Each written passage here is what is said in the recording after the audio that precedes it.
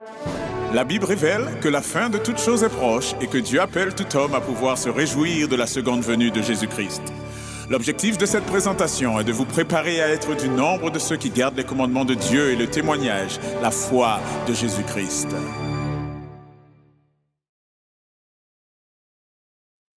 Eh bien, bonjour à toutes et à tous et bon sabbat à chacun. Et c'est vraiment une joie que de pouvoir être avec vous en ce saint jour. Et je tiens à saluer toutes celles et ceux qui nous rejoignent, qui suivent ce service depuis les réseaux, via Internet. Que la paix du Seigneur soit avec vous. Et nous allons, afin de pouvoir commencer, invoquer la présence du Seigneur. Et je vous inviterai à pouvoir prendre la position qu'il convient pour la prière. La Bible révèle que la fin de toute chose est proche et que Dieu appelle tout homme à pouvoir se réjouir de la seconde venue de Jésus-Christ. L'objectif de cette présentation est de vous préparer à être du nombre de ceux qui gardent les commandements de Dieu et le témoignage, la foi de Jésus-Christ. Prions.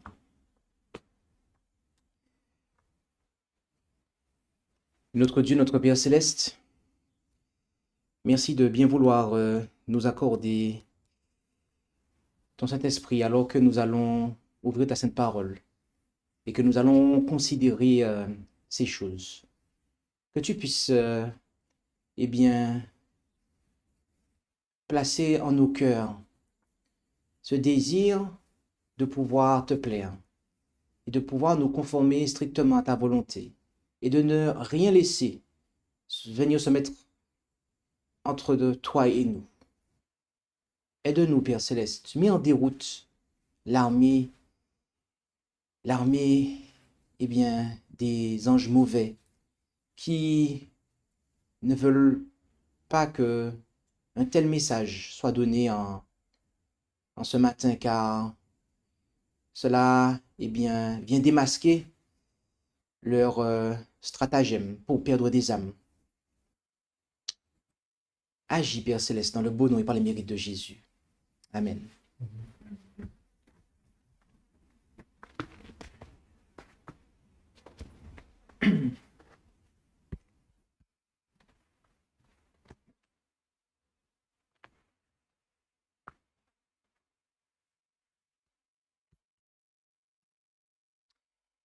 Eh bien, le titre de la présentation de ce matin est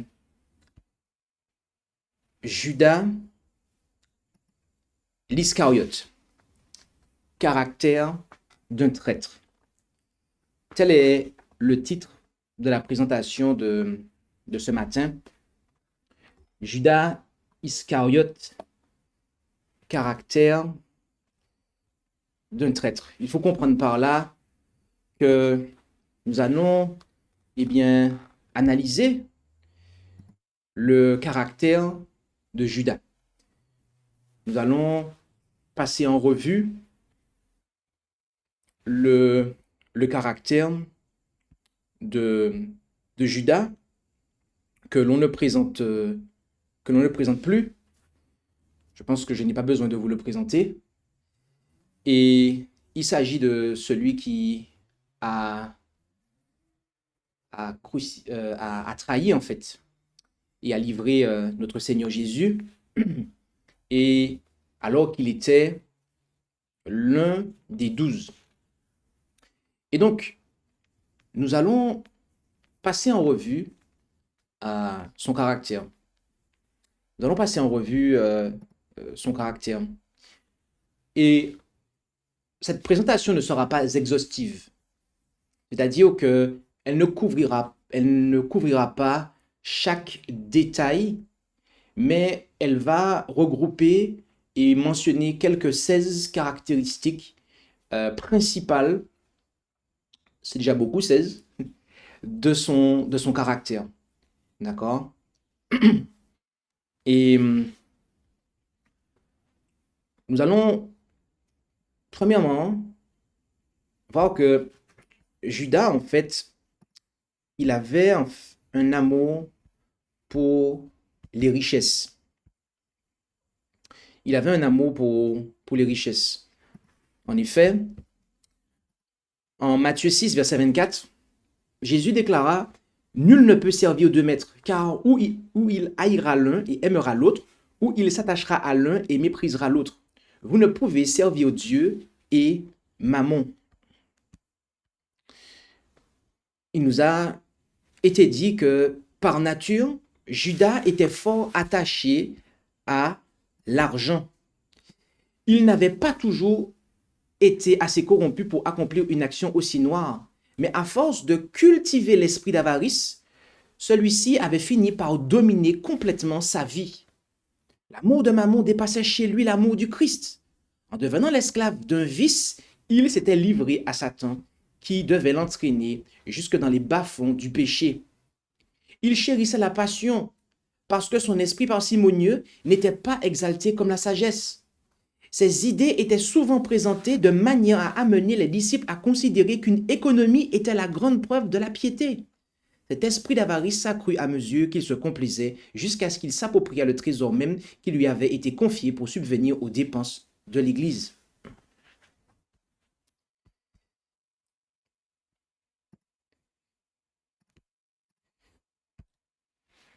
Comme Judas, aimes-tu les richesses, mon ami? Au point même de prôner une économie extrême comme preuve de piété.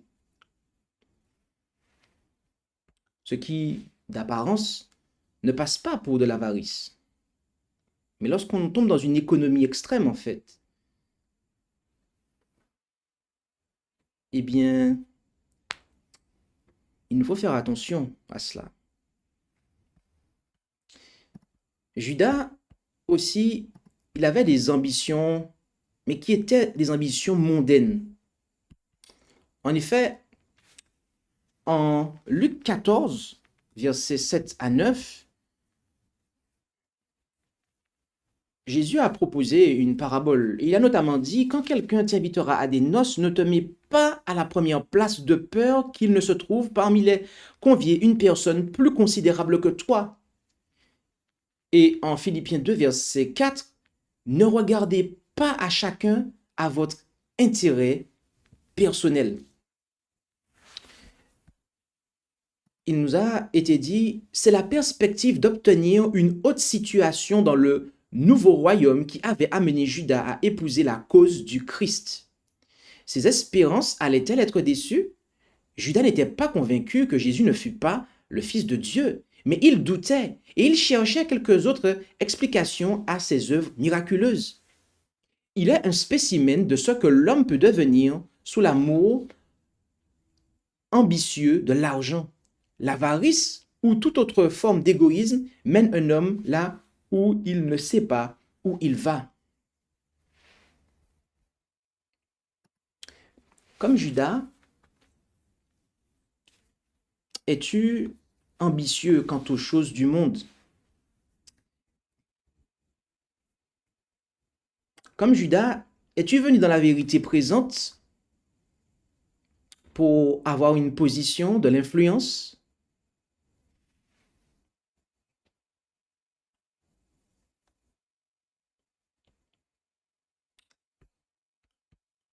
Faisons très très attention à ces choses, bien-aimés. Judas avait également un esprit de domination. En effet, en Marc 9, versets 33 à 35, et notamment le verset 35, Jésus déclara, après que les disciples se soient disputés pour savoir qui est-ce qui allait occuper la première place, Jésus leur déclara, « Si quelqu'un veut être le premier, il sera le dernier de tous et le serviteur de tous. »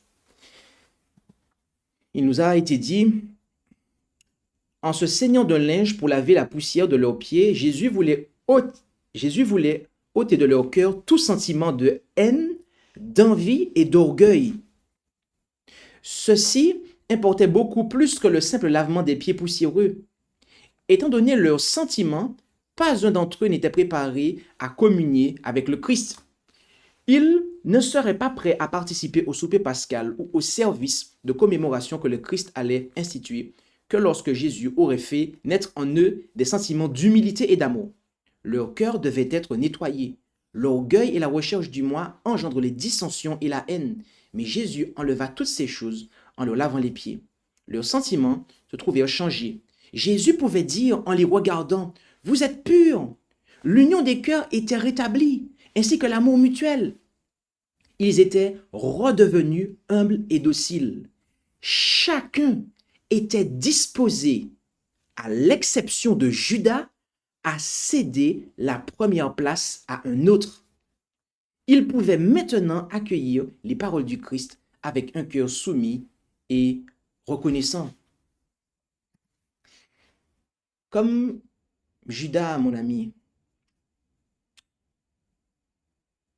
es-tu réticent à laisser ta place à quelqu'un d'autre?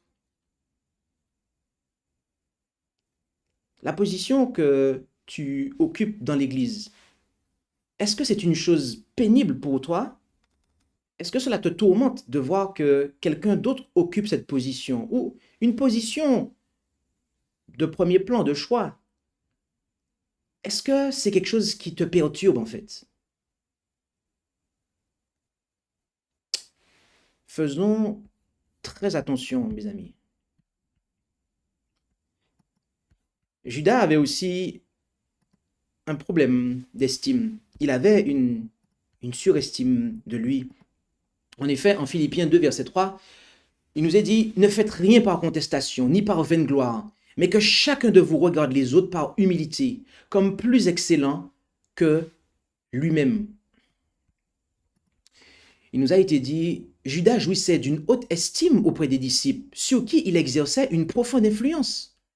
Lui-même avait assez bonne opinion de ses qualités et considérait ses frères comme lui étant très inférieurs.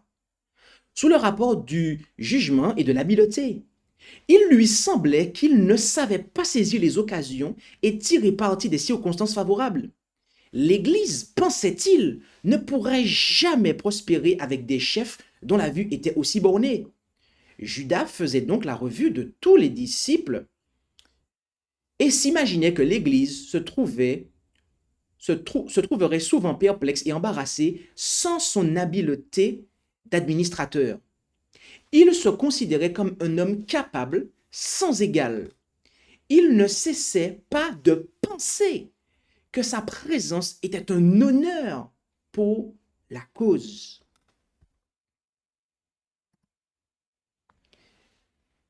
Comme Judas, mon ami,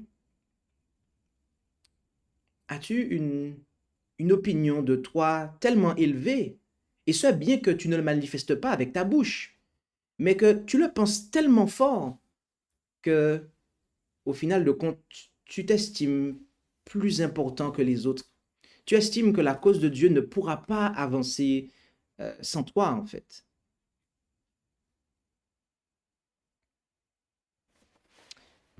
Faisons très attention.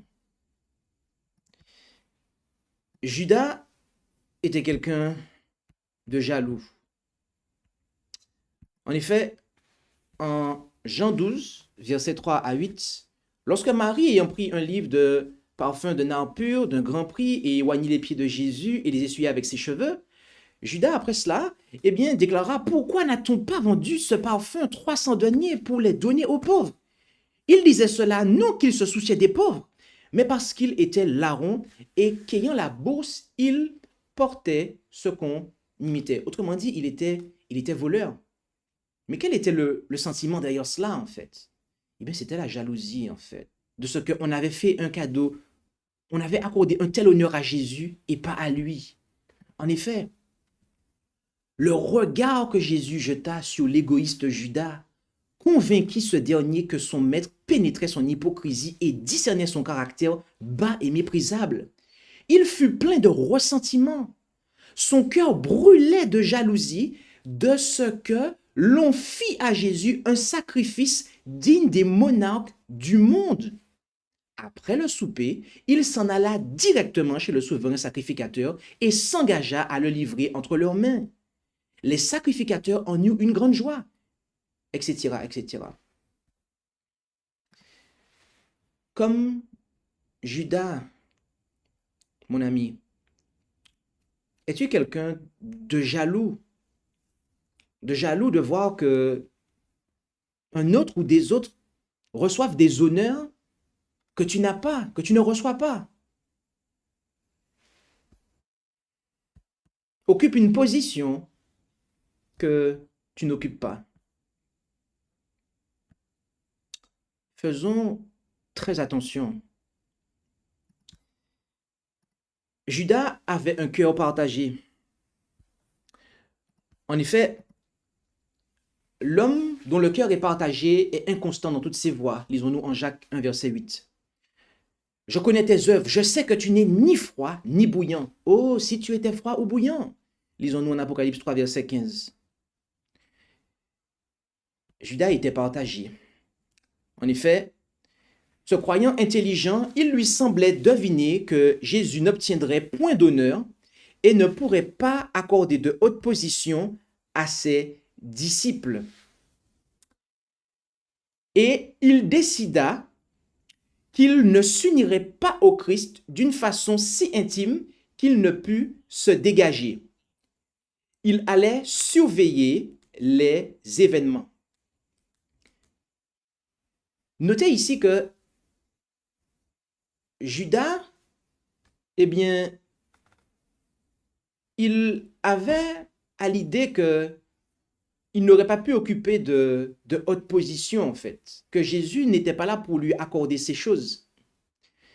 Et donc, comme il n'avait pas cette certitude-là, puisqu'il avait une vision, en fait, mondaine du royaume de Dieu, comme des monarques et pas de serviteurs, eh bien, il avait décidé de ne pas s'unir au Christ de manière étroite, de manière si intime qu'il ne peut pas se désengager, en fait. Et donc, il était là, mais de manière partagée, en fait. Il n'était pas totalement engagé avec le Christ, mais aussi, et cela implique avec son Église, car en effet, il nous a été dit que le Christ et son Église sont inséparables. Témoignage pour l'Église, volume 3, page 418, paragraphe 4.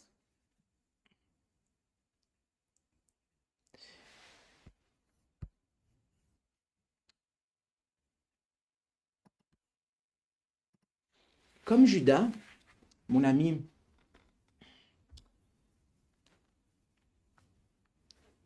t'es-tu rapproché de Jésus-Christ? T'es-tu rapproché de la vérité présente, du peuple qui garde les commandements de Dieu et la foi de Jésus, et qui annonce le véritable message des trois anges, d'une façon pas totalement engagée? T'es-tu rapproché de la vérité présente d'une façon à ce que, eh bien, tu es là, tu observes les événements et que tu peux tu n'es pas lié en fait. Tu n'es pas totalement engagé avec le Christ, mais aussi avec son Église, sachant que le Christ et son Église sont inséparables.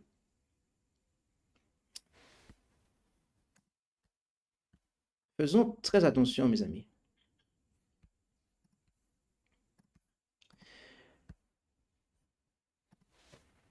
Judas était initiateur de conflits dans l'Église. En effet, en Matthieu 18, verset 7, « Malheur au monde à cause des scandales. Il est nécessaire, il est vrai qu'il arrive des scandales, mais malheur à l'homme par qui le scandale arrive. » Il nous a été dit, c'est lui qui, en général, provoquait des discussions pour savoir lequel d'entre eux était le plus grand. Et aussi, leur démêler pour savoir qui aurait la première place, leur mécontentement devant les méthodes du Christ avait souvent Judas pour origine. Comme Judas, mon ami, es-tu souvent à l'origine de conflits dans ton église?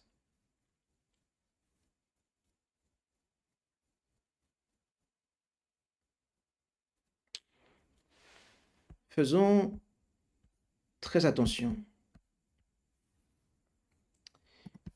Judas était médisant et critique. En effet, il a été dit, Jacques 4, verset 11, « Ne médisez point les uns des autres, frères. Celui qui médit d'un frère et qui condamne son frère médit de la loi et juge la loi. Or, si tu juges la loi, tu n'es point observateur, mais juge de la loi. » Entretenant une disposition à la critique et à la médisance, il pensait pouvoir garder sa liberté de jugement et d'opinion. Comme Judas, mon ami, entretiens-tu une disposition, je répète, entretiens-tu une disposition à la critique, non pas constructive, à la critique et à la médisance? Faisons très attention à cela, mes amis. Obstination, soupçon, sombre et égoïsme. Oui, en 1 Corinthiens 13, versets 4 à 7, il nous est dit que la charité est patiente, ou l'amour, autrement dit, est patiente, elle est pleine de bonté. La charité n'est point envieuse, la charité ne se vante pas, elle ne s'enfle point d'orgueil. Elle n'est point malhonnête, elle ne cherche point son intérêt, elle ne s'aigrit point, elle ne pense point à mal, elle ne se réjouit point de l'injustice, mais elle se réjouit de la vérité. Elle supporte tout, elle croit tout, elle espère tout, elle endure tout. Voyant le danger qui guettait Judas, il l'avait attiré à lui, en parlant du Christ, introduit dans le petit groupe des disciples élus et fidèles. Jour après jour, alors que le fardeau pesait plus lourd sur son cœur, il avait entretenu, malgré sa souffrance, un contact incessant avec cet esprit obstiné, soupçonneux et renfermé. Autrement dit, en anglais, c'est-à-dire sombre, broyant du noir. Donc, Judas avait un esprit sombre. Il broyait du noir, en fait. Il avait les pensées noires, des pensées sombres. Il avait assisté à un conflit permanent, larvé, subtil entre ses disciples et s'était efforcé d'en contrebalancer la mauvaise influence. Tout cela pour que rien ne manque de ce qui pouvait contribuer à sauver une âme en péril. La destinée de Judas leur montra où pouvait mener l'égoïsme.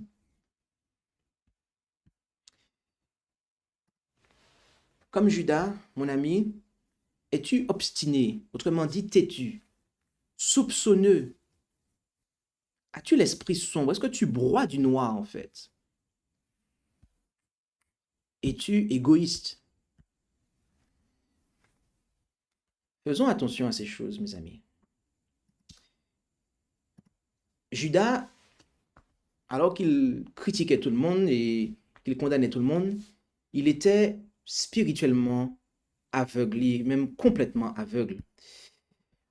En Matthieu 7, versets 3 à 5, « Et pourquoi regardes-tu la paille dans l'œil de ton frère, tandis que tu ne vois pas la poutre dans ton œil? Ou comment dis-tu à ton frère, permets que j'ôte cette paille de ton œil, et voici une poutre dans le tien? Hypocrite, ôte premièrement de ton œil la poutre, et alors tu penseras à ôter la paille de l'œil de ton frère. » Judas était complètement aveugle en ce qui concerne ses faiblesses de caractère. Pour cette raison, le Christ lui donna l'occasion de les apercevoir et de s'en corriger. En tant que trésorier des disciples, il se trouvait appelé à pourvoir aux nécessités du groupe et à distribuer des secours aux pauvres. Quand Jésus lui avait dit dans la chambre pascale, « Ce que tu fais, fais-le vite », les disciples avaient pensé que le maître lui donnait l'ordre d'acheter ce qui était nécessaire pour la fête ou de donner quelque chose aux pauvres. En travaillant au service d'autrui, Judas aurait pu se former un esprit désintéressé. Mais tout en écoutant tous les jours les leçons du Christ et en voyant sa vie exemple d'égoïsme, Judas caressait sa propre cupidité. Les petites sommes d'argent qui passaient entre ses mains étaient pour lui une tentation continuelle. Souvent, lorsqu'il avait rendu au Christ un petit service ou consacré du temps à quelques activités religieuses, il se dédommageait en puisant dans les maigres fonds communs. S'il parvenait à s'excuser à ses propres yeux, au regard de Dieu, il était un voleur.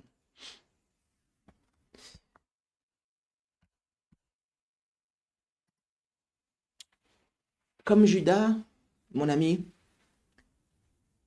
es-tu tellement affairé à scruter les défauts, les fautes des autres que tu ne vois même pas, en fait, tes défauts de caractère?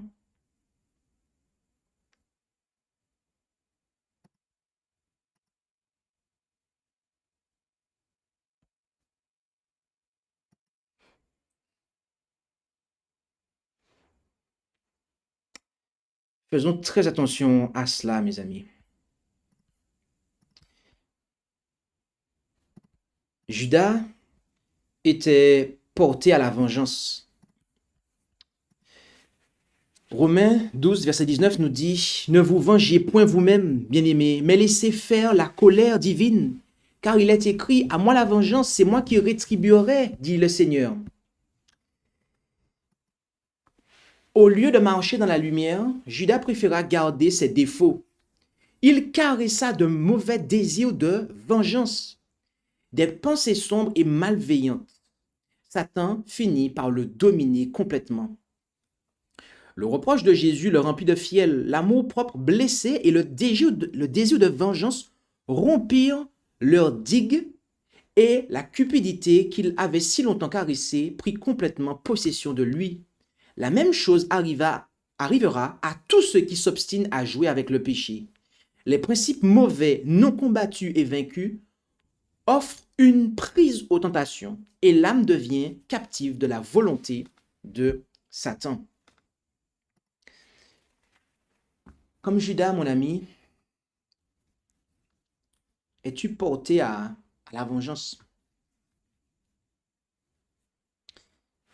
Faisons très attention à cela, mes amis. Judas n'était qu'un simple auditeur de la vérité. En effet, en Jacques 1, verset 22 à 24, nous lisons « Mettez en pratique la parole et ne vous bornez pas à l'écouter en vous trompant vous-même par le faux raisonnement. Car si quelqu'un écoute la parole et ne la met point en pratique, il est semblable à un homme qui regarde dans un miroir son visage naturel et qui, dès qu'il s'est regardé, s'en va et oublie aussitôt quel il était. » Lorsque quelqu'un a été en contact avec ceux qui portent le message du ciel et qu'il entend la vérité, mais ne la met pas en pratique, cette vérité est réduite à ne rien représenter comme digne d'attention pour lui. Il en fut ainsi pour Judas.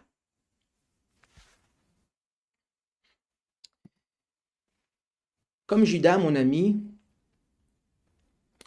n'es-tu qu'un simple auditeur de la vérité, te bornant à l'écouter, en jugeant, en évaluant intellectuellement la prédication que tu écoutes,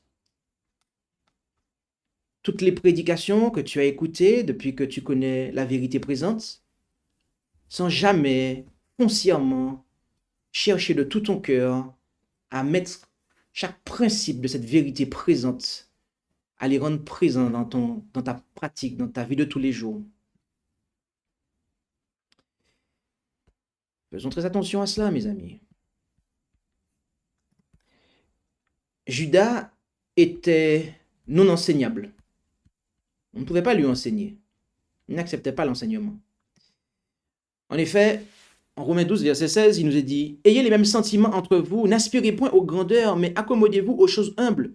Ne soyez pas sages à vos propres yeux. » Et encore, Apocalypse 3, verset 17. « Car tu dis, je suis riche, je me suis enrichi et je n'ai besoin de rien. Et tu ne sais pas que tu es malheureux et misérable et pauvre et aveugle et nu. » Judas n'était pas, en parole ou en conduite ou en apparence, un spécimen de grande méchanceté. Judas était un homme qui possédait de précieuses qualités, mais il n'était pas enseignable. Comme Judas, mon ami, es-tu en parole, en conduite ou en apparence quelqu'un qui, paraît être bon? Et en parole, en conduite, en apparence, tu ne parais pas être un spécimen de grande méchanceté. Et d'ailleurs, tu possèdes des qualités. Mais est-ce que, comme Judas, tu n'es pas enseignable. Tu te crois sage à tel point qu'on ne peut rien t'apprendre en fait. Et bien évidemment, tu ne le dis pas de ta bouche. Tu ne dis pas, non, je ne suis pas enseignable, je ne veux rien savoir, on ne doit rien me dire. Non. Mais dans ta tête, c'est cela en fait.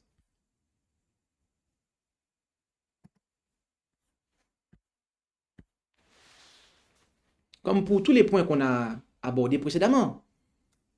Tous ces points, tu ne les revendiques pas. Tu ne dis pas que j'aime les richesses. Tu ne dis pas haut et fort, j'ai des ambitions mondaines, je domine les autres, j'ai une surestime de moi, je suis jaloux, j'ai un cœur partagé, etc. Oh, je crée des problèmes. Ah, faites attention à moi. Non. Mais en réalité, les choses sont ainsi en toi. Faisons très attention, mes amis.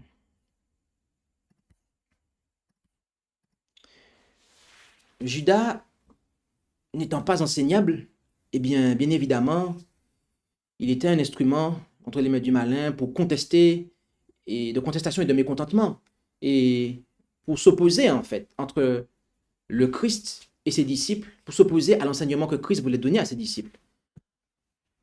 En 1 Corinthiens 11, verset 16, et si quelqu'un se plaît à contester, nous n'avons pas cette coutume, ni les églises de Dieu non plus.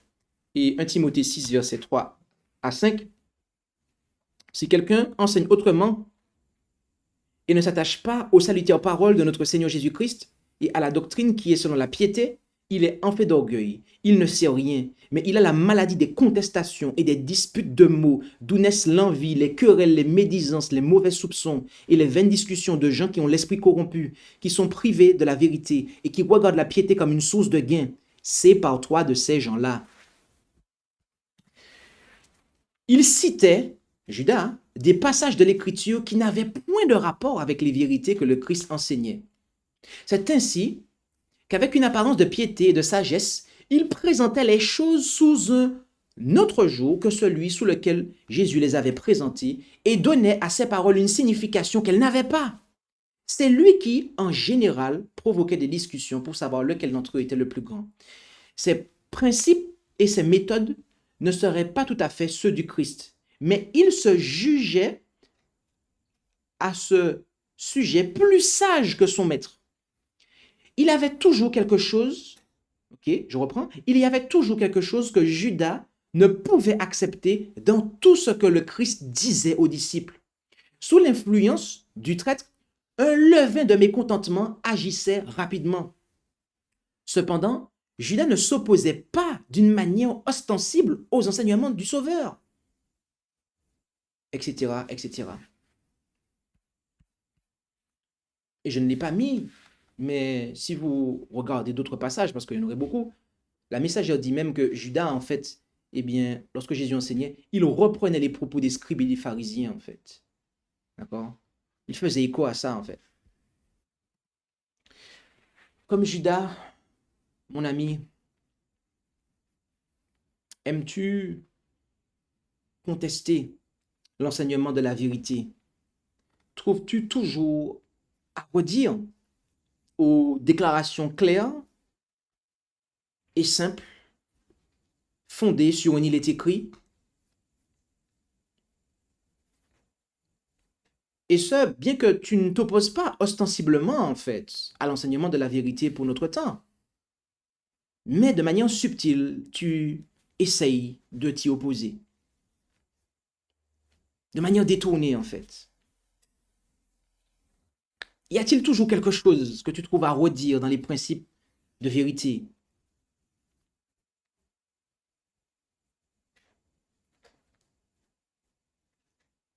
Te rends-tu compte que tu cites des passages qui n'ont aucun rapport avec le sujet? Faisons très attention à cela, mes amis.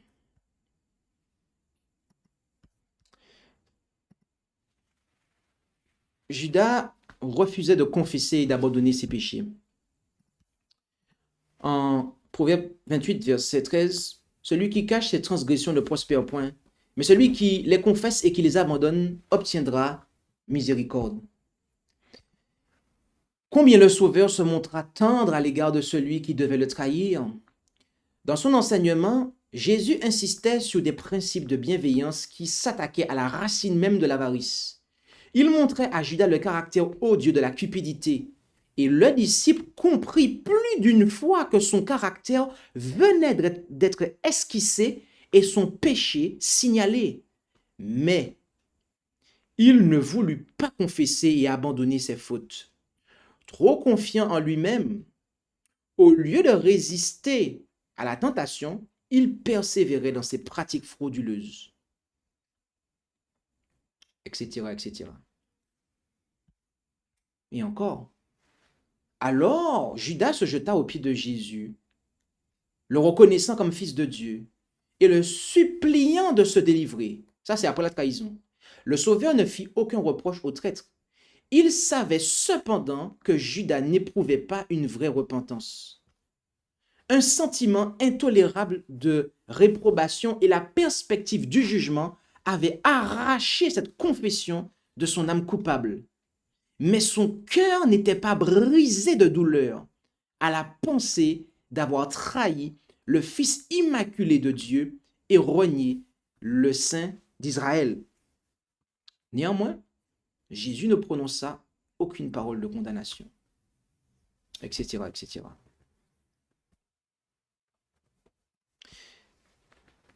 Comme Judas, mon ami,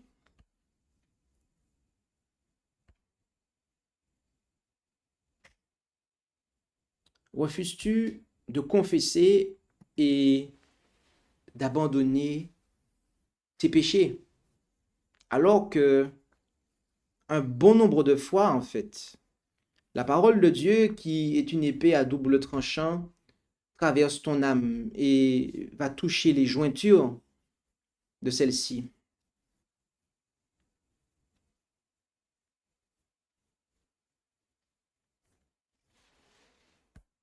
Comme Judas, t'arrive-t-il de confesser ton péché, mais simplement et purement par crainte de la réprobation ou du jugement, mais pas avec un cœur brisé de douleur, pas avec une tristesse profonde d'avoir, en fin de compte, péché et donc attristé Jésus.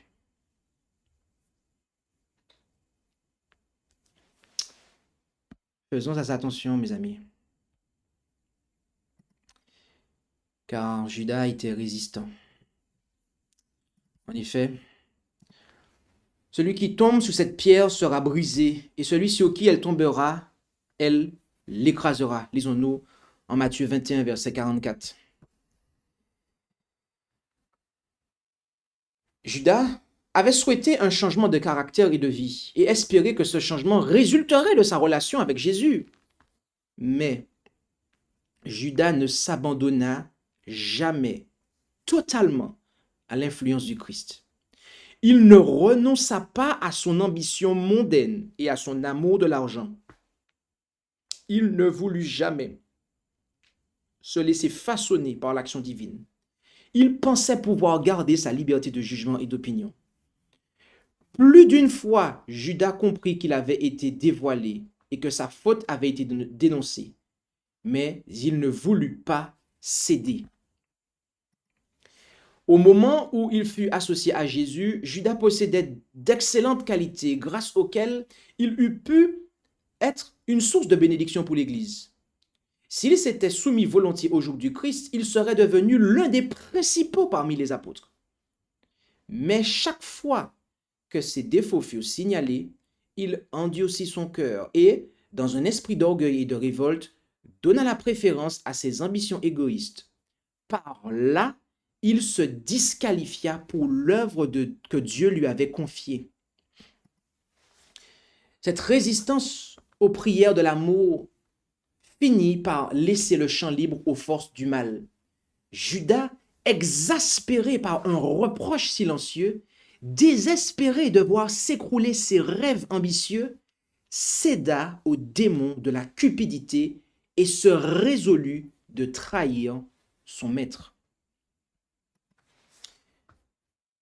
Judas n'était cependant pas encore complètement endurci. Et là, le texte que je cite à présent fait référence à Gethsémani. Oui, à Gethsémani, mes amis. Judas n'était pas encore complètement endurci. Même alors qu'à 2 reprises, il avait pris l'engagement de trahir le Sauveur, il lui restait encore la possibilité de se repentir. Pendant le souper de Pâques, Jésus avait montré sa divinité en dévoilant le dessein du traître. Il avait eu la bonté d'inclure Judas dans le ministère exercé en faveur des disciples. Mais le dernier appel de l'amour resta sans réponse. Alors, le destin de Judas fut fixé irrévocablement. Et les pieds que Jésus venait de laver s'en allèrent accomplir l'œuvre du traître.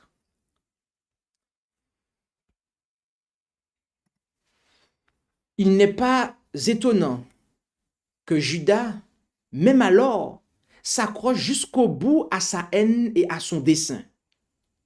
Si alors il s'était repenti, s'il s'était confessé au dernier moment, si son cœur de traître s'était brisé, il aurait reçu le pardon. Amen. Amen. Est-ce qu'on peut dire amen à ça? Amen. Mais la résistance satanique augmente en proportion de la lumière donnée et de celle à laquelle on résiste. Les appels, les avertissements des dangers et des périls à venir n'ont pas changé le dessein de Judas parce que son cœur était inchangé. Face à la lumière et aux preuves, il était déterminé à suivre sa propre voie et à faire sa propre volonté. La longanimité du Christ, la douce réprimande qui lui était adressée par des lèvres divines ne brisèrent pas son cœur obstiné. Il endurcit son cœur par sa longue résistance. Il voit où ses pas le dirigent, mais les agents sataniques sont tout autour de lui et il n'a pas le pouvoir de se sauver de leurs pièges. Les attributs humains si longtemps conservés, le refus de céder à la lumière, le rendent maintenant aveugle à toutes les conséquences.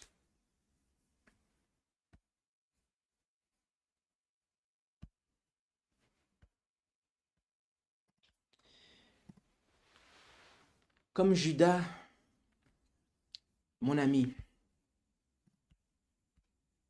es-tu résistant à la vérité, refusant de t'abandonner totalement à son influence, ne renonçant jamais à tes ambitions,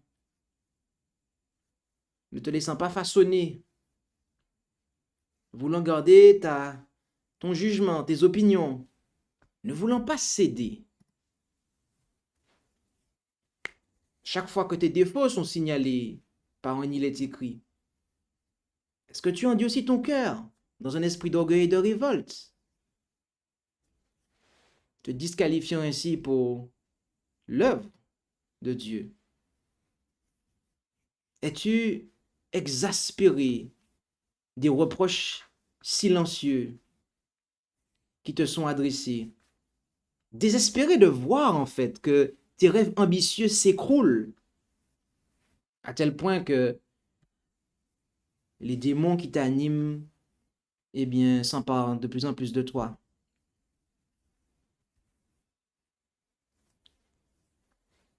Alors que la voix de Dieu se fait entendre dans ton cœur,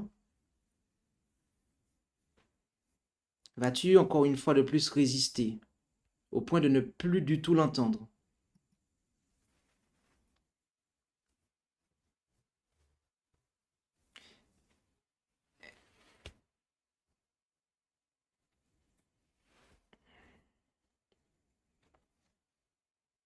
Es-tu déterminé à suivre ta propre voie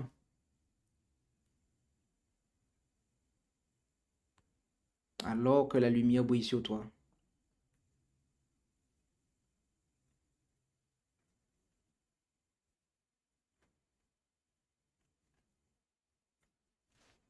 Es-tu en train de résister, d'accumuler résistance sur résistance à la parole de Dieu, au point que ton cœur s'endurcit et que tu es de moins en moins enclin à entendre le doux murmure du Saint-Esprit?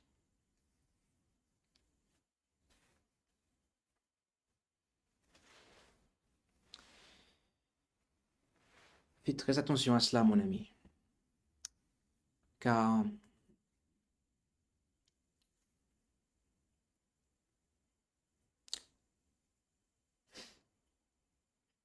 en agissant, ainsi, eh bien, tu agis comme Judas et tu es sur le point de commettre le péché contre le Saint-Esprit.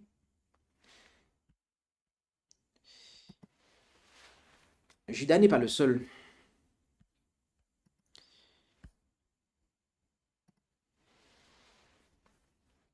L'inspiration nous dit que c'est à dessein que son caractère a été dévoilé. Il devait servir d'avertissement à tous ceux qui, comme lui, trahiraient leur mission sacrée. Donc le cas de Judas est un avertissement.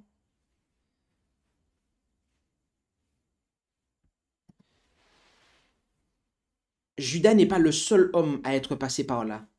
Bien que son cas ait été donné comme un avertissement pour que d'autres ne suivent pas ses traces, son exemple est donné à nos églises afin que nous ne fassions pas le premier pas sur la route où nous serons poussés par les tentations de Satan jusqu'au bout. Notez bien cela. L'exemple de Judas est donné à nos églises afin que nous ne fassions pas le premier pas sur la route où nous serons poussés par les tentations de Satan jusqu'au bout. Pourtant, cette même influence est à l'œuvre aujourd'hui. Ayant cédé aux impulsions sataniques, les supplications, les appels, les avertissements, les reproches donnés pour barrer la route à la ruine sont vains. Chaque parole et chaque action sont amplifiées en une grave offense.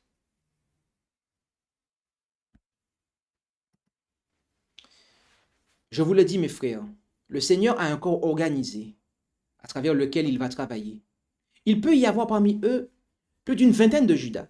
Il peut y avoir un Pierre téméraire qui, dans des circonstances d'épreuve, reniera son Seigneur. Il peut y avoir des personnes représentées par Jean que Jésus aime, mais qui peuvent avoir un zèle qui détruirait la vie des hommes en faisant descendre le feu du ciel sur eux pour venger une insulte au Christ et à la vérité. Mais le grand maître cherche à donner des leçons d'instruction pour corriger ces maux existants. Il fait la même chose aujourd'hui avec son Église. Il souligne leur danger. Il présente devant elle le message laodicéen. Bien-aimés, le cas de Judas est un avertissement pour chacun d'entre nous aujourd'hui, afin que nous ne nous engagions pas sur le sentier qu'il a emprunté.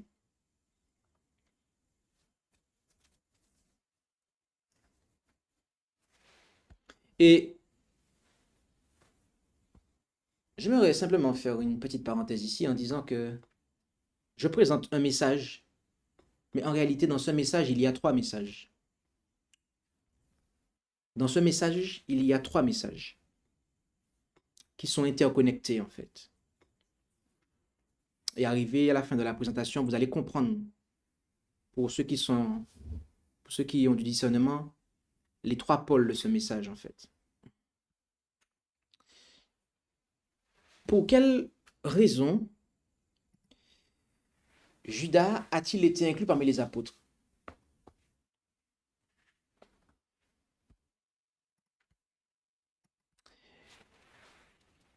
En Marc 3, versets 14 à 19, Jésus en établit 12 pour être avec lui, pour les envoyer prêcher. Et on a le listing après qui nous est donné, et on nous dit Judas Iscariote qui fut celui qui le trahit. Donc, Jésus, en fait, savait ces choses-là. Et pourquoi l'a-t-il fait, en fait? Pourquoi Jésus a-t-il inclus Judas, en fait? Les apôtres étaient très différents les uns des autres par leur habitude et leur disposition. Il y avait le péager, Lévi Matthieu, Simon, l'ardent zélote, n'admettant aucun compromis avec le pouvoir romain, Pierre, généreux et impulsif, Judas à l'âme mesquine, Thomas dont le cœur était bon mais timide et craintif, Philippe à l'esprit lent et enclin au doute, enfin les fils de Zébédée, ambitieux et francs avec leurs frères. Tous ces hommes se trouvèrent rassemblés, chacun ayant ses défauts et ses tendances au mal héréditaires ou acquises. Tous appelés à demeurer dans la famille de Dieu en Christ et par Christ devaient atteindre à l'unité de la foi, de la doctrine et de l'esprit. Ils connaîtraient les épreuves, les diversités d'opinions, suscitant parfois des griefs, mais toute dissension serait évitée aussi longtemps que le Christ habiterait dans leur cœur. Son amour les ferait s'entraimer. Les instructions du Maître établiraient l'harmonie entre eux, ramenant les disciples à l'unité, tant et si bien qu'ils finiraient par être d'un même esprit et n'avoir qu'un même jugement. Le Christ étant le grand centre, ils se rapprocheraient mutuellement dans la mesure même où ils se rapprocheraient du centre. On voit ici quel était l'objectif pour les apôtres. C'est que tant qu'ils étaient unis à lui, eh bien, ils allaient être unis les uns les autres et ils allaient passer du caractère qu'ils avaient au caractère de Jésus, en fait. Tous les disciples avaient de graves défauts lorsqu'ils furent appelés au service de Jésus. Jean lui-même, qui fut le plus étroitement associé à celui qui est humble et débonnaire, n'était ni doux ni facile par nature. Lui et son frère étaient appelés les fils du tonnerre. Tout manque d'égard pour le maître, lorsqu'il était avec lui, provoquait leur indignation et leur attitude combative. Tempérament colérique, vindicatif, porté à la médisance, orgueilleux, convoitant la première place dans le royaume de Dieu. Voilà ce qu'était le disciple bien-aimé. Mais il put admirer jour après jour la tendresse et le long support de Jésus, qui contrastait si étrangement avec la violence de son caractère. Il écouta les leçons d'humilité et de patience qui lui furent données. Ouvrant son cœur à l'influence divine, il ne se contenta pas d'entendre les paroles du Sauveur. Et je rajouterai, contrairement à Judas, mais voulut les mettre en pratique. Son moi fut caché en Christ. Il apprit à se placer sous son joug et à porter son fardeau. Jésus adressait aux disciples des reproches et des avertissements. Néanmoins, et je rajouterai contrairement à Judas, Jean et ses frères ne le quittèrent pas. Ils s'attachèrent à lui en dépit de ses reproches. Le Sauveur, de son côté, ne se retira pas loin d'eux à cause de leurs faiblesses et de leurs erreurs. Ils continuèrent jusqu'à la fin à partager ses épreuves et à profiter des leçons de sa vie. Par la contemplation du Christ, leurs caractères furent transformés. On voit ici quelle était la différence en fait entre Judas et les apôtres. C'est que les apôtres, les autres apôtres, les 11 autres, eh bien, ils ouvrent leur cœur à l'influence divine. Ils ne se contentaient pas d'écouter, mais ils mettaient en pratique.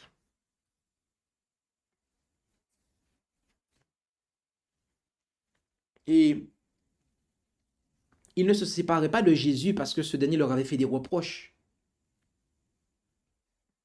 Ce qui n'avait pas été le cas de Judas, qui estimait que Jésus l'avait presque insulté en osant signaler son péché avec une grande douceur.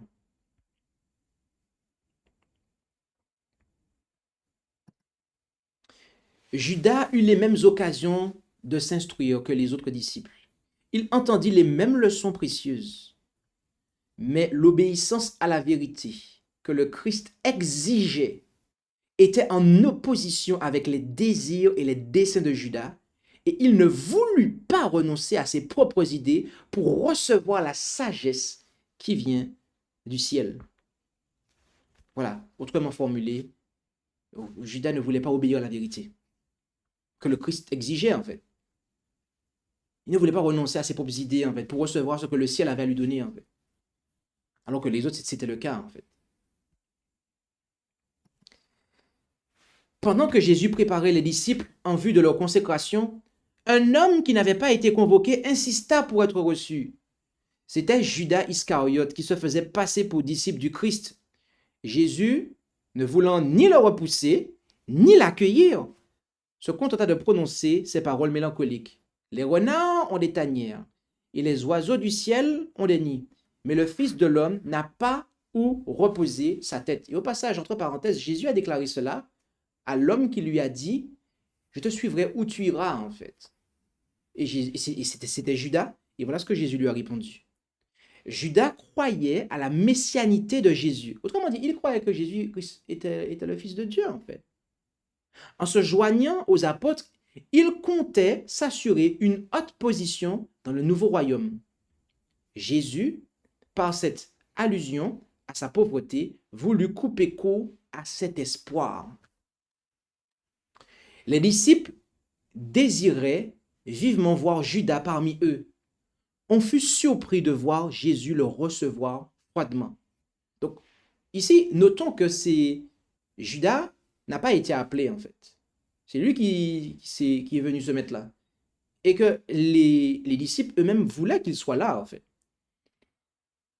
Après, l'inspiration nous dit, les disciples étaient d'ailleurs très déçus de constater le peu d'efforts que faisait Jésus pour s'assurer le concours des chefs d'Israël.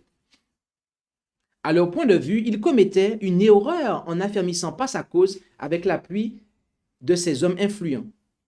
Ils eussent douté de la sagesse de leur maître s'il avait renvoyé Judas. Donc, notez que si Jésus avait renvoyé Judas, les 11 auraient douté de la sagesse de Jésus, en fait. Donc, n'oubliez pas que Judas avait une influence sur les 11, en fait. D'accord? Rappelez-vous que Judas, ce n'est pas quelqu'un qui, d'apparence, en parole, en comportement, était méchant, en fait. C'était quelqu'un qui était d'ailleurs le plus cultivé d'entre eux, en réalité. Il avait plus de compétences qu'eux. Du point de vue administratif, de l'habileté. L'histoire subséquente de celui-ci devait leur montrer combien il est périlleux de se laisser influencer par des considérations humaines quand il s'agit de décider si un homme est apte ou non à l'œuvre de Dieu. C'eût été livrer l'œuvre de ses pires ennemis que de la confier à des hommes dont les disciples désiraient obtenir la coopération. Donc, notez pourquoi Judas a fini par atterrir. Comment Judas a fini par être inclus? Pourquoi il a fini par être inclus? Quelles sont les raisons pour lesquelles il a été inclus parmi les 12? Parce qu'il a voulu. Ça, à la rigueur, en soi, c'est pas un problème. Mais c'est surtout en fait parce que les autres ont insisté, en fait. Ils ont insisté. Et Jésus, il a fait comme son père, en fait. Ézéchiel 20, verset 25. Il nous donne des choses qui ne sont pas bonnes pour nous, en fait. Vous voulez cette personne-là dans le ministère? Ok. Il n'y a pas de souci. On va la mettre dans le ministère. Mais après, ils ont dû tirer les conséquences de ce qui s'est passé, en fait.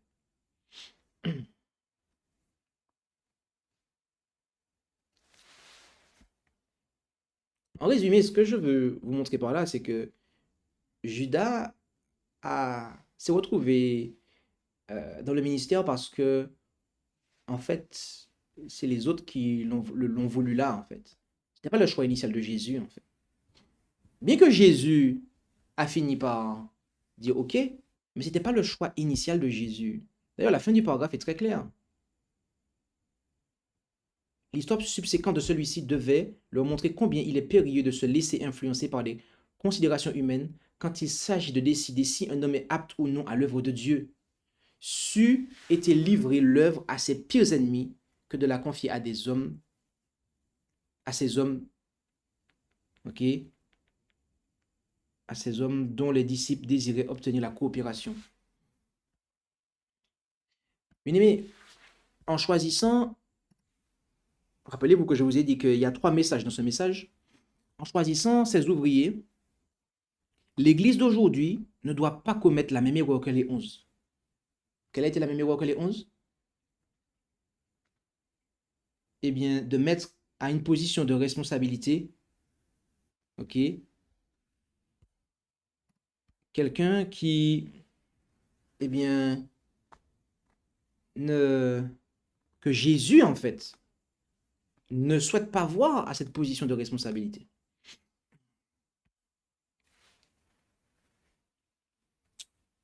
Mais comment on sait que Jésus souhaite voir telle ou telle personne à cette position? Comment on peut le savoir? À leur époque, Jésus était là. Jésus ne voulait pas accueillir Judas, donc.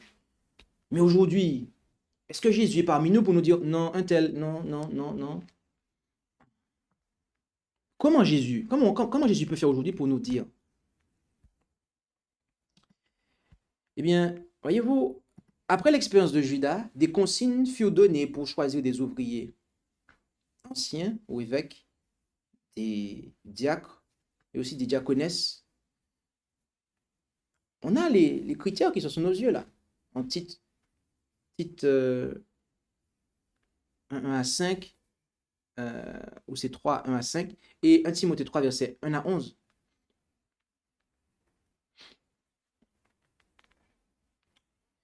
Mais voyez-vous, ce qui s'est passé, c'est que l'Église n'a pas tenu compte de ces enseignants, de ces instructions en fait. Elle n'a pas tenu compte de cette instruction que Paul a donnée et qui est inspirée de Jésus. Ils n'ont pas tenu compte de cela. L'Église n'a pas tenu compte de cela en fait pour choisir des personnes. Et vous savez quoi?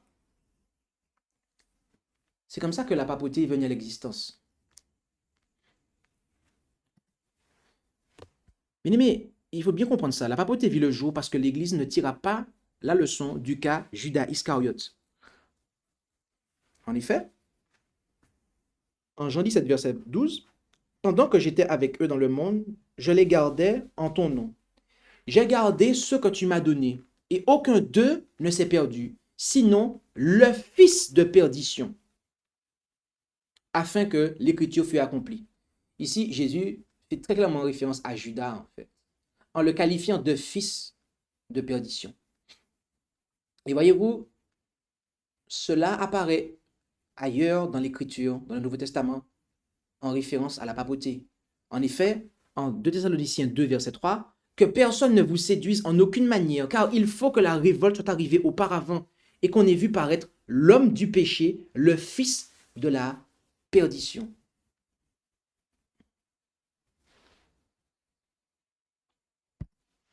Donc, comme cela a été dit, la papauté vit le jour parce que l'Église n'a pas tiré la leçon du cas Judas Iscariote, en fait.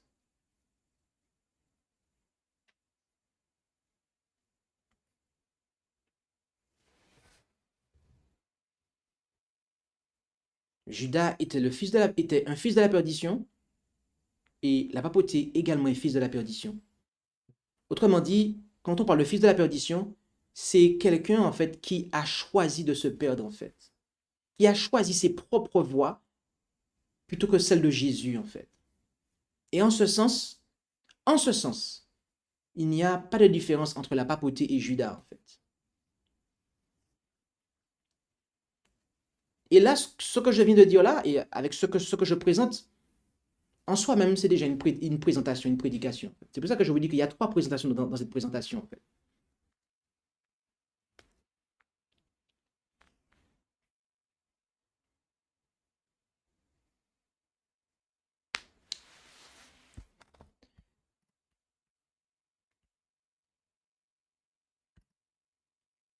Quelles sont les caractéristiques requises pour un ouvrier d'église? Car rappelez-vous qu'il y a 3 présentations dans ma présentation. Eh bien, nous les avons expliquées ici avec les textes à l'appui, mais on a vraiment donné la version complète. Tout à l'heure, on avait affiché les 2 textes avec les versets. Mais là, on va donner juste les références et les explications de manière exhaustive. Il ne faut pas que la personne soit nouvellement convertie. On ne peut pas légitimement d'accuser de tenir un double langage. d'infidélité conjugale, de négligence dans l'éducation de ses enfants, de dérèglement, d'insubordination, de mauvaise gestion, d'arrogance, d'être colérique, adonné à l'intoxication, violent et motivé par l'appât du gain. Il ne doit pas être frivole, médisant, intempérant et perfide. Il doit rendre un bon témoignage aussi bien dans l'Église que dans le monde. En effet, il doit vivre les principes de la foi de Jésus et être sérieux, hospitalier, aimer le bien, posséder un esprit équilibré, être droit, pieux, tempérant et être attaché à la véritable doctrine telle qu'elle lui a été enseignée par les patriarches, les prophètes, les premiers apôtres, et unanimement restaurée par les pionniers de l'Église adventiste du 7e jour et confirmée par l'esprit de prophétie manifesté dans le ministère de Sir Ellen G. White. Il ou elle doit être fidèle dans les petites choses, courageux et intrépide. Il ou elle doit être assidu dans l'étude de la Bible. Donc ça, c'est une caractéristique, une qualité essentielle, c'est-à-dire assiduité dans l'étude biblique. Et encore, piété, pureté, travail, un cœur rempli d'amour, la ponctualité, la propreté et la minutie, la simplicité, la sincérité et l'humilité, des pensées profondes et un objectif bien arrêté et une intégrité sans faille. Voilà les caractéristiques requises pour un ouvrier du Seigneur. Et note tout particulièrement un ouvrier que l'Église doit employer, un ouvrier que l'Église doit nommer à une charge, qu'il s'agisse de celle de ministre, d'ancien, de diacre ou une quelconque fonction. Voilà en fait les caractéristiques de responsabilité, devrais-je dire. Lorsqu'il s'agit de responsabilité, voilà les caractéristiques, la norme, la règle avec laquelle on doit mesurer en fait le candidat à la fonction en fait. Et que lorsque vous regardez bien, Judas ne remplit pas ces caractéristiques en fait. Si vous regardez bien, si vous comparez tout ce qu'on a vu avec ça, vous verrez que Judas ne pouvait pas tenir, il ne pouvait pas passer le test en fait.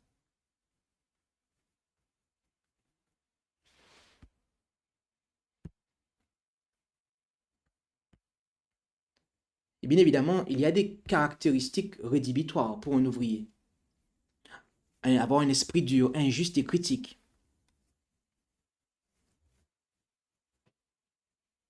Rendre les autres coupables pour une parole. Être suspicieux, méfiant, jaloux, avoir des mauvais soupçons, mauvaises paroles, injustice, avoir un faux zèle, persécuter les autres membres d'église.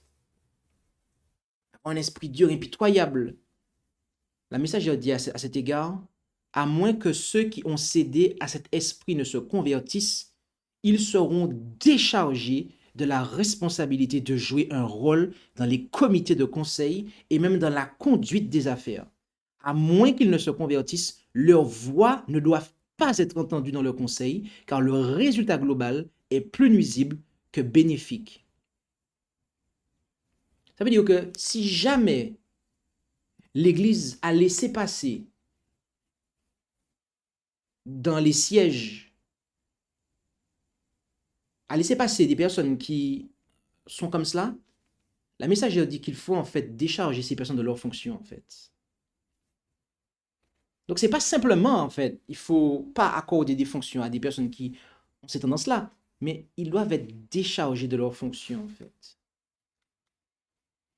Si ces personnes-là ne se repentent pas, ne se convertissent pas, précise-t-elle, ils doivent être déchargés de leurs fonctions, en fait.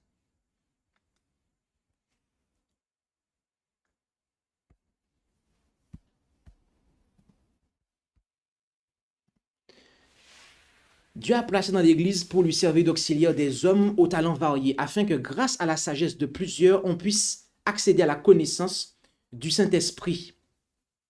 Les personnes qui agissent sous l'inspiration de leurs traits de caractère dominants et refusent de collaborer étroitement avec celles, donc les personnes, qui possèdent une longue expérience de l'œuvre de Dieu, seront aveuglées par leur confiance en elles-mêmes et incapables de discerner le vrai du faux.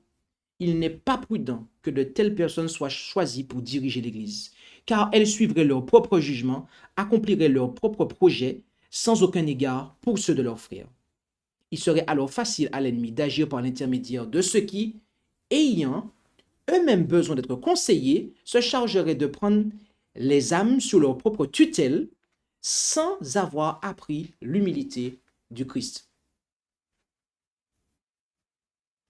En résumé, eh bien, les personnes qui ne, comme on l'a vu tout à l'heure, hein, mais ça ne fait que développer ce qu'on a vu dans la première slide des critères, c'est les personnes qui ne sont pas subordonnées, en fait, les personnes qui sont insoumises, d'accord, et qui ne veulent pas, en fait, travailler avec ceux qui ont une expérience, en fait, mais ont envie d'aller de l'avant avec leurs propres projets, leurs propres idées, en fait. Alors qu'il y a des gens qui ont une expérience bien plus grande que la leur. Ces personnes-là ne peuvent pas être choisies pour être des responsables, en fait. Autrement dit, les personnes qui ne veulent pas se laisser former, en fait, ils ne peuvent pas être choisis pour être des responsables. Parce que quand on ne refuse d'être formé, qu'on le manifeste ouvertement ou pas, en fait, on montre qu'on n'est pas enseignable, en fait.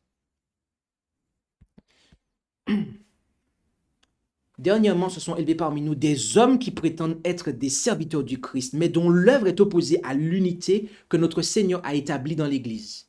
Ils ont des plans et des méthodes de travail à eux, et ils désirent introduire des innovations dans l'Église pour satisfaire leurs idées de progrès, s'imaginant de la sorte obtenir de grands résultats. Ces hommes ont besoin d'être élèves plutôt que professeurs à l'école du Christ. Ils sont toujours agités, aspirant à accomplir quelques grandes œuvres qui leur attirera de l'honneur. Ils ont besoin d'apprendre la plus profitable de toutes les leçons, l'humilité et la foi en Jésus. Ceux qui enseignent la vérité, que l'on dit-elle, les missionnaires, les dirigeants de l'Église, pourraient faire une bonne œuvre pour le Maître s'ils voulaient seulement purifier leur âme en obéissant à la vérité. D'accord? Donc, là encore, on voit ces critères rédhibitoires pour un ouvrier d'église, en fait. En conclusion, eh bien, nous pourrions reprendre tout ce que nous avons dit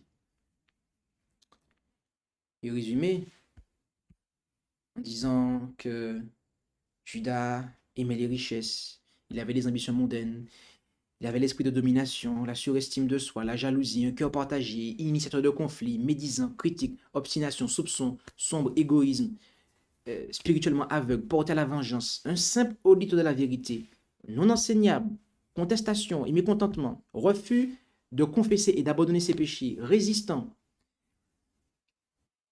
Toutes ces choses-là, mes amis, nous devons faire attention à ces traits de caractère ou à ces attitudes.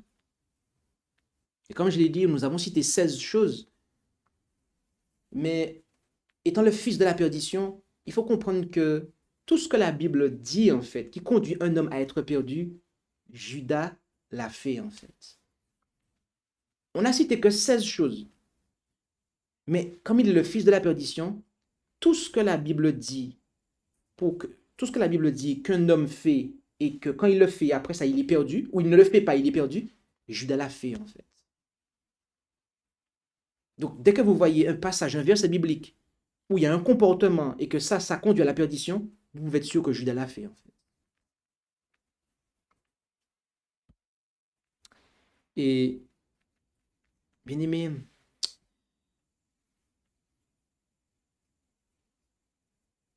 je tiens à préciser quelque chose. Il est vrai que, de manière à synthétiser la dernière partie que j'ai abordée, parce que dans ce message, il y avait 3 messages, il n'appartient pas, en fait, il n'appartient pas à quiconque d'arracher à un homme, à un charnel, à un mortel, d'arracher, en fait, l'ivraie. D'accord? Autrement dit, il ne nous appartient pas, en fait. Lorsque l'on sait, on a la conviction, parce qu'on a du discernement. Quand on sait que quelqu'un est inconverti, il n'appartient pas à un homme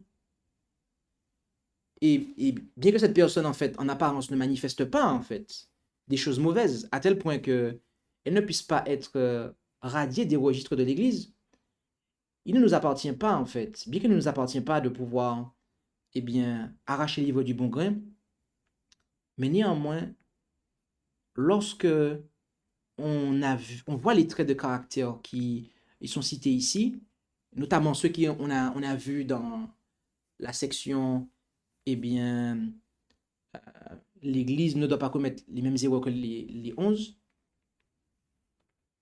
Par contre, une telle personne ne peut pas être choisie, en fait, pour occuper des responsabilités dans l'Église.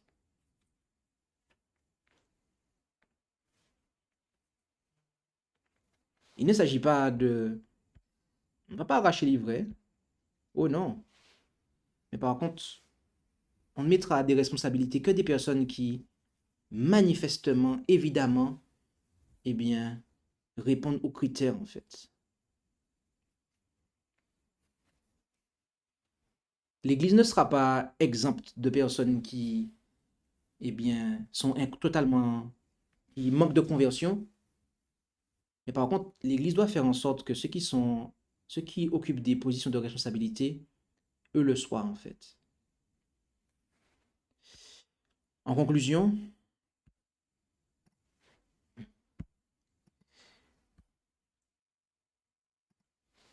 mon fils, donne-moi ton cœur et que tes yeux prennent garde à mes voies. Telle est l'invitation que le Seigneur Jésus nous adresse. Il nous demande de lui donner notre cœur et que nous-mêmes nous puissions prendre plaisir dans ses voies. Il nous dit aussi, je reprends et je châtie tous ceux que j'aime. S'il nous reprend, s'il pointe notre péché, en fait, c'est parce qu'il nous aime, en fait. C'est parce qu'il nous aime. Ne pensons pas comme Judas que lorsqu'on nous reprend, c'est parce qu'on ne nous aime pas, en fait. Non, il nous aime. Et il nous demande d'avoir du zèle, le vrai zèle, et de le manifester par notre repentance, en fait. Voici, je me tiens à la porte et je frappe. Si quelqu'un entend ma voix et m'ouvre la porte, j'entrerai chez lui et je souperai avec lui et lui avec moi. Celui qui vaincra, je le ferai asseoir avec moi sur mon trône, comme moi j'ai vaincu et suis assis avec mon Père sur son trône. Puisse le Seigneur nous bénir et nous aider à, eh bien,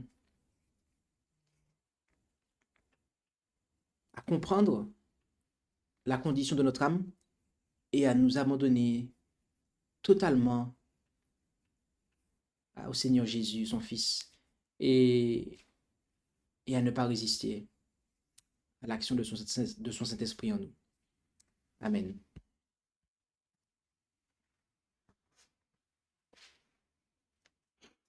Alors, dans Jean au chapitre 15, les versets 15 et 16, il est dit, je ne vous appelle plus serviteur parce que le serviteur ne sait pas ce que fait son maître, mais je vous ai appelé ami parce que je vous ai fait connaître tout ce que j'ai appris de mon Père.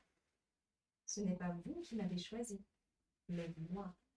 Je vous ai choisi et je vous ai établi afin que vous alliez et que vous portiez du fruit et que votre fruit demeure, afin que ce que vous demanderez au Père en mon nom, il vous le donne.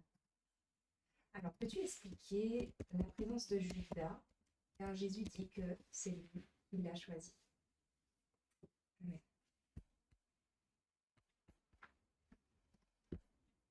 Amen.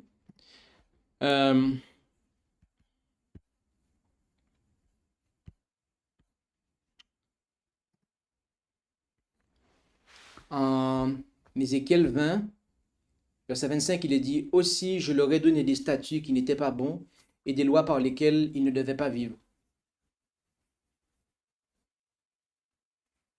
Dieu a mis en place des choses, en fait, dans ce testament. Certaines lois, certains statuts, mais ce n'était pas sa volonté, en fait, première de les établir, en fait. il a mis cela en place parce qu'il y avait une résistance en fait. Et donc, par défaut, eh bien, il a établi ces choses. Il a en fait mis un cadre pour ne pas que ça déborde plus en fait. Sa volonté, par exemple, était que les enfants d'Israël, eh bien, ne consomment pas en fait de viande, mais ils ont réclamé en fait. Donc, il leur a fait comprendre que, ok, il leur a donné le Lévitique, le Lévitique 11, en dessous duquel il ne faut pas descendre. Mais la viande n'est pas ce que Dieu idéalisait comme nourriture en fait. Donc, ce n'est pas parce que Jésus a entériné le choix des 11 vis-à-vis de Judas que c'était son choix initial en fait. On a lu que ce n'était pas le cas en fait.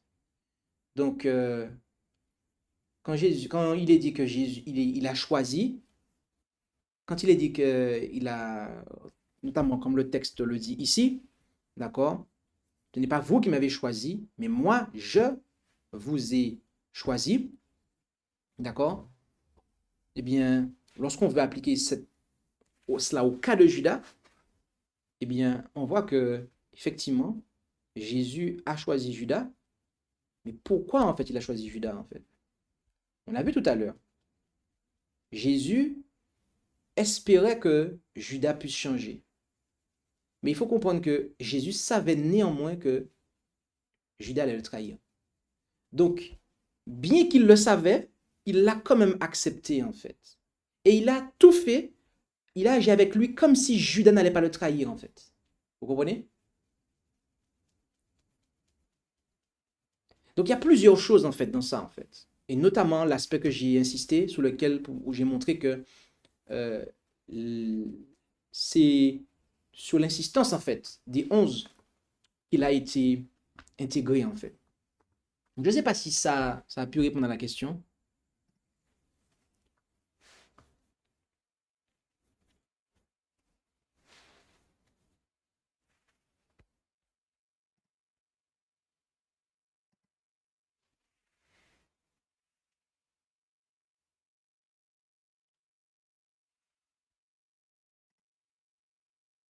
Amen.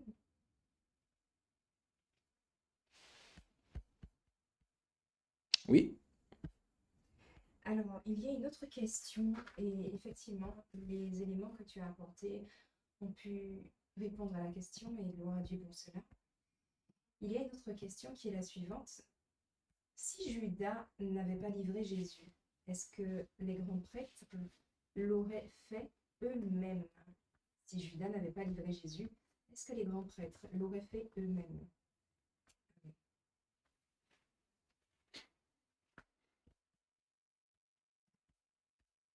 Amen, merci pour la question. C'est une très bonne question.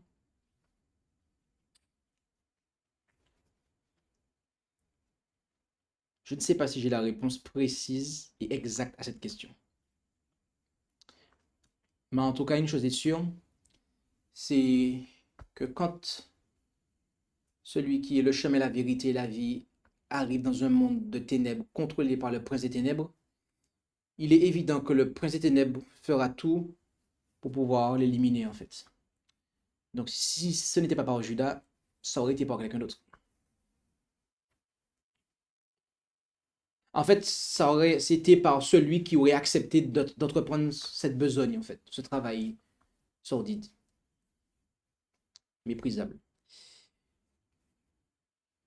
Donc, voilà ce que je peux répondre de manière standard.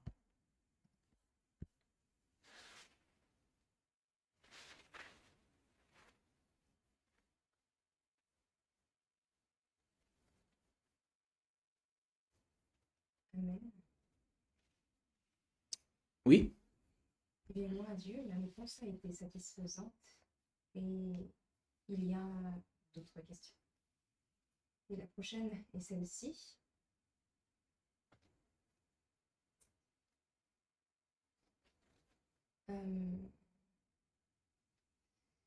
Alors, nous voyons que l'une des erreurs des disciples et d'avoir porté une trop haute estime le scribe Pharisée. N'est-ce pas donc aussi une grossière erreur de trop faire l'éloge d'un frère ou d'une sœur d'église?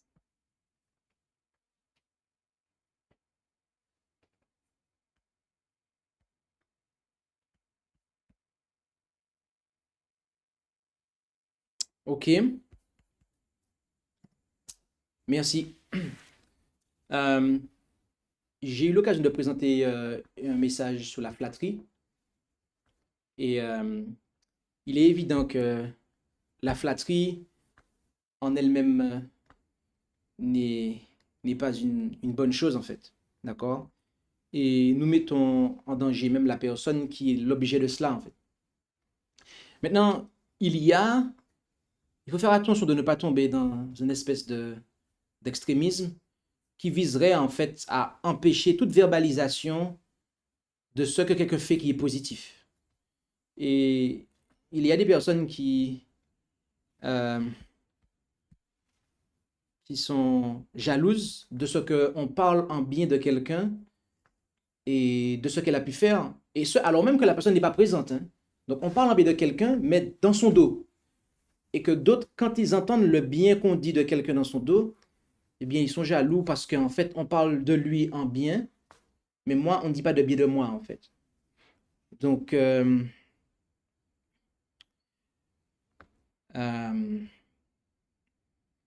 il faut comprendre que les disciples avaient une haute opinion de Judas parce que ils regardaient Judas avec des lunettes mondaines.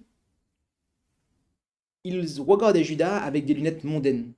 Donc, à ce moment-là, ils n'étaient pas encore vraiment spirituels.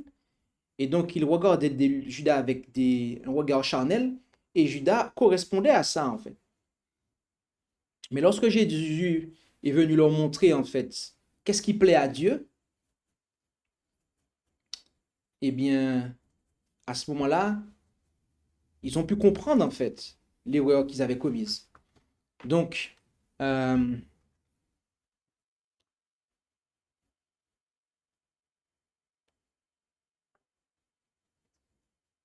va dépendre de comment on va, à cet égard, euh, sur quels critères on se base, en fait, pour avoir une estime de quelqu'un.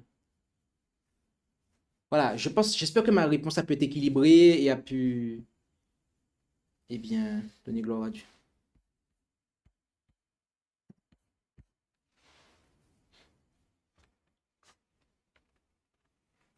En attendant le retour, il y a d'autres questions, donc je vais se les transmettre au fur et à mesure. N'hésitez pas à faire savoir si la réponse est satisfaisante. Quelle est la différence entre un pécheur qui est radié, après le protocole de Matthieu 18, et un pécheur ivret qui n'est pas arraché? Quelle est la différence entre un pécheur radié, après le protocole de Matthieu 18, et un pécheur ivret qui n'est pas arraché?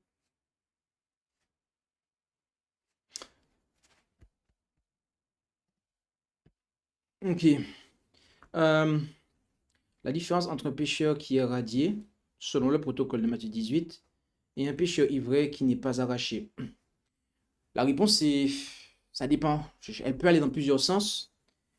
Le premier sens qui me vient à l'esprit, c'est que il y a peut-être plus de chance, si je peux dire le mot chance, mais c'est peut-être pas le mot qui convient. Je vais chercher un mot. On peut m'aider ici? Il y a peut-être plus de... ok. Il y a peut-être plus de... Il est peut-être plus simple ou plus facile. Voilà, je vais prendre le mot facile. Il est, il est en fait peut-être plus facile ou plus simple pour quelqu'un qui est radié. Je dis bien à certains égards, hein. Il est peut-être, je mets peut-être, plus facile pour quelqu'un qui est radié de pouvoir en fait se repentir de son péché dans la mesure où en fait la personne est amenée dans une condition, en fait, où elle est ouvertement, en fait, reconnue comme ayant péché. Et dans cette même configuration-là, face à cela, on va prendre quelqu'un qui a commis le même péché, et cette personne, en fait, est toujours dans l'église parce que son péché n'est pas connu, etc. Dans certains cas, eh bien, cette personne-là, en fait, eh bien, pourrait ne jamais se repentir, en fait, d'accord? Parce qu'on n'a jamais pointé le doigt sur elle, en fait. Elle n'a jamais été mis sous la lumière. Alors, encore une fois, je ne fais pas une généralité, d'accord? Je sais très bien que à cet égard, on ne peut pas faire de généralité, euh, mais c'est simplement, j'ai simplement essayé de faire comprendre ici que euh, il est, je sais pas, j'arrive plus simplement avec le mot chance. Alors, excusez-moi, je vais employer le mot chance, mais je vais l'employer de manière positive, ok, pas dans le sens mondain. Il y a peut-être plus de chance en fait pour, euh, ok, parce que c'est le mot qui me parle le plus à l'heure actuelle. Il y a peut-être plus de chance en fait, hein? De possibilités. Plus de possibilités. Il est peut-être plus évident pour quelqu'un en fait qui est ouvertement en fait pécheur, d'accord, dans le sens que voilà, est éloigné de Dieu, et bien de se rapprocher de Dieu, que de quelqu'un en fait qui a l'étiquette, mais qui en fait c'est pas le cas en fait. Donc euh, voilà ce qui me vient à l'esprit comme réponse. Maintenant, je ne sais pas si ça a pu répondre à la question ou la personne attendait une autre type de réponse. Que je reconnais que bon, certaines questions peuvent avoir plusieurs directions et Alors, il a été dit que, il a été dit que la réponse est claire, mais c'était pas vraiment ce sens que c'était pas dans ce sens que la question était posée. Alors, pourquoi l'un est radié et l'autre non?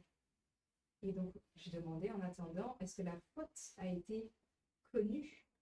Mhm. Et la réponse est, si on le reconnaît comme ivret, c'est qu'il le manifeste. Ok, alors en fait, et comme tu as si bien dit, il y a des personnes qui effectivement ont un comportement qui est ou qui ont une attitude ou un état d'esprit qui est répréhensible, d'accord? Mais c'est euh, des choses que certaines personnes pourront voir en fait, et peut-être pas tous, d'accord? Parce qu'il y a des fois, certaines personnes en fait ont une vision sur quelqu'un que les autres n'ont pas en fait, d'accord? Je répète ça, hein. Il y a parfois des gens qui ont un discernement sur quelqu'un que d'autres n'ont pas en fait. Jésus avait un discernement que les autres n'avaient pas en fait. Et pourtant, lorsque vous regardez après, les apôtres ont eu le même discernement que Jésus en fait. Ils ont eu le même discernement que Jésus. Et ils étaient à même de voir en fait ce qu'ils n'étaient pas capables de voir avant en fait. Attention, je ne suis pas en train de dire qu'ils étaient omniscients, hein. Mais voilà, ils avaient un discernement en fait, ce qu'ils n'avaient pas avant. Et donc, de par cela, eh bien, les gens qui ne l'ont pas, il n'y a pas d'actes caractérisés, il n'y a pas de choses qui sont ouvertes, il n'y a pas de péché public manifeste. Donc, il n'y a pas de mesure qui est prise en fait. D'accord? Mais on se rend bien compte qu'une telle personne a des difficultés en fait. Cette personne est n'a peut-être pas en fait, il n'y a peut-être pas de péché public pour lesquels elle peut être reprise, mais néanmoins, cette personne est quelque part un fardeau pour l'Église en fait. Euh, donc voilà, donc du coup, est-ce que j'ai répondu? Là, j'ai répondu ou pas? Non? Bon, on me dira si, parce que c'est pas évident. Yep. Il y a aussi le témoignage qui est rendu par le fait de la sanction. En fait, si les gens voient qu'il y a une faute qui n'est pas sanctionnée, bah, ils vont se dire, ah, bon, on peut faire ça aussi. C'est un témoignage. En fait. Ah, ok, ok, ok. Donc, effectivement, par rapport effectivement au témoignage rendu, D'accord? Si effectivement il n'y a pas de mesure qui est prise, eh bien, les gens vont penser que on peut agir comme ça. Donc c'est pour ça que il y a des choses qu'on ne peut pas laisser passer en fait. D'accord? Que ce soit des actes publics connus, mais aussi des attitudes, des choses qui ne sont pas forcément euh, caractéristiques, euh, mais des fois même des états d'esprit qui se manifestent en fait. Juste des états d'esprit qui se manifestent. Sachant que la loi, elle est spirituelle. C'est pas simplement à la lettre, mais c'est aussi l'esprit de la loi en fait. Donc lorsqu'on voit que l'esprit n'est pas là, eh bien il convient en fait de pouvoir maintenir le niveau élevé et de faire comprendre qu'il y a besoin de réforme à cet égard en fait. Donc, euh, donc voilà. Et gloire à Dieu, puisque la réponse a été satisfaisante. Et la prochaine question est celle-ci. Pourquoi le Christ n'a pas dit à Judas de ne pas faire ce qu'il devait faire, sachant que cela allait le conduire à la mort, alors que le Christ est miséricordieux?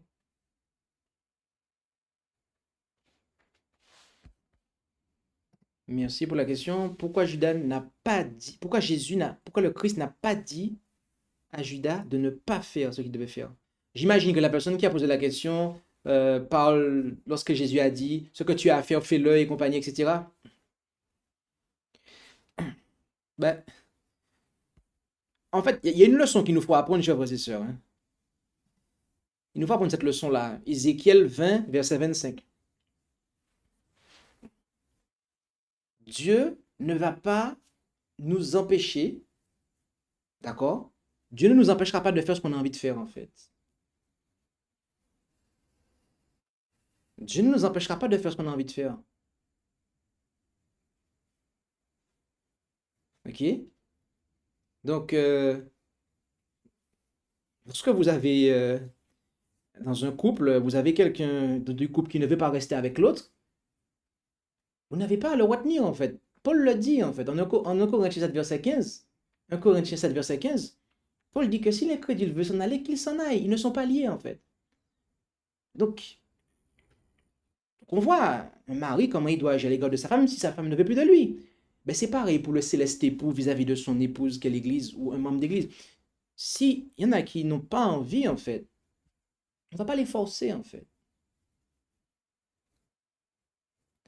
Donc, Jésus n'est pas en train d'encourager, en fait. Il est juste en train, en fait, d'accorder la liberté, en fait.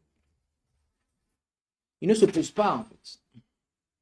Et dans la Bible, lorsque, lorsque, eh bien, Dieu ne s'oppose pas, eh bien, il est présenté comme euh, demandant ou comme étant, comme exécutant la chose. C'est pour ça qu'on dit que Dieu a endurci le cœur de Pharaon.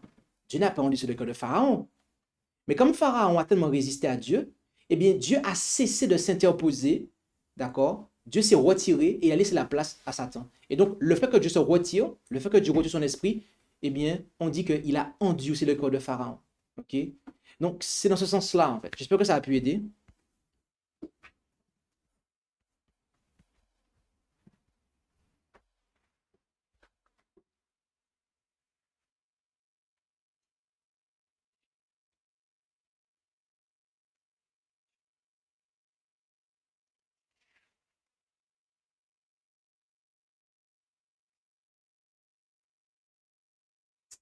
Je n'ai pas encore vu le retour d'Alex. N'hésite pas à écrire ta réponse.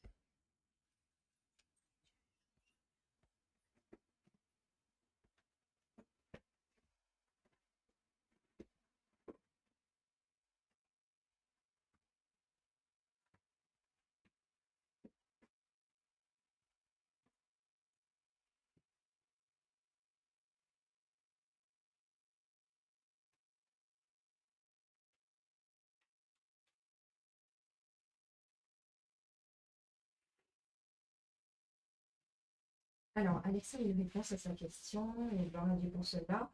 Il y a une autre question qui est la suivante. Qui devrait être le 12e si Judas n'était pas prévu. Il devait être le 12e si Judas n'était pas prévu. Amen, merci. Donc, on sait qu'après un acte, Judas a été remplacé par quelqu'un qui avait été avec Jésus, mais pas officiellement du nombre des 12. Donc, il faut tout simplement savoir que Jésus aurait trouvé quelqu'un, en fait. Donc, tout simplement.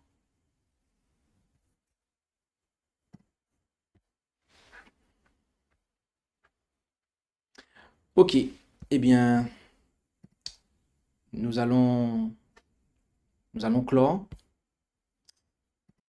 Amen. Eh bien, je vous invite à pouvoir prier pour terminer et prendre la position qu'il convient pour cela.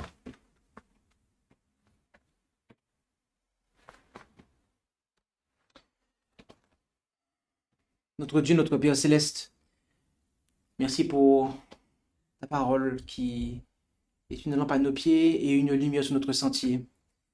Et nous te prions de nous aider à comprendre les points de ce message. Tu nous sensibilises sur les défauts de caractère que nous avons, qui en eux-mêmes, eh bien, ne signent pas le fait que nous les ayons de manière héréditaire ou acquis, eh bien, il y a encore de... Cela n'enlève pas l'espoir qu'il y a pour notre âme. Mais tu nous fais savoir que, eh bien, l'espoir disparaîtra si nous ne confessons pas et n'abandonnons pas nos fautes, nos péchés, si nous nous obstinons, si nous nous entêtons, si nous refusons l'instruction, si nous résistons et persistons en ce sens. Alors, aide-nous, Père Céleste, à comprendre ces choses, afin que nous ne nous disqualifions pas pour ton service. Et qu'ainsi, nous ne soyons pas des fils de la perdition, des fils et des filles de la perdition qui agiront comme Judas et comme la papauté. Alors, aide-nous, Père Céleste, à pouvoir comprendre ces choses, à sérieusement examiner ces choses, pour que nul d'entre nous ne trahisse la vérité, ne trahisse ton Fils, alors que nous sommes dans les derniers jours et qu'il y a tant de dangers, tant d'ennemis, tant de choses, tant de démons, de mauvais anges qui tournent autour de nous pour nous affaiblir, nous écraser. Aide-nous, Père Céleste, à être ce que tu veux que nous soyons, c'est-à-dire des fils et des filles de Dieu. Merci. Merci pour ton amour. Merci de ce que tu es patient à notre égard. Merci de ce que nous pouvons nous approcher les uns des autres alors que nous nous laissons attirer par Jésus et que nous ne résistons pas à Jésus. Merci, Père Céleste. Et nous t'en prions dans le beau nom et par les mérites de Jésus. Amen. Merci d'avoir écouté cette présentation avec intérêt. Pour plus d'informations, consultez notre site internet lereste.org et suivez-nous sur Facebook ainsi que sur YouTube à @lereste. Vous pouvez aussi nous contacter par email à info@lereste.org ou par téléphone au +33 6 12 60 13 69.